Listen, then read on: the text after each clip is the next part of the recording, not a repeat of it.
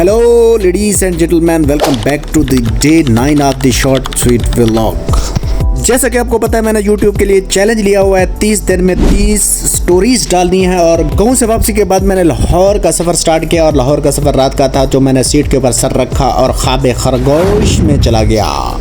सारा दिन की थकान और ड्यूटी के बाद शाम को खाना बनाया। खाना बनाने के लिए प्याज काटे जिससे आंखों में आंसू आ गए। उसके बाद मैंने जिम के लिए स्टार्टअप लिया।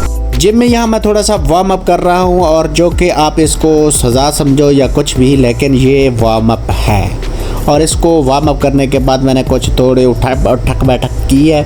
और उठक बैठक करने के बाद मैंने थोड़ी थी, आज जो मेरे जिम ट्रेनर थे उन्होंने कहा ये जो मोटो खड़े हैं ना मेरे साथ खड़े हैं, इन्होंने कहा आज आपने शोल्डर लगाने हैं।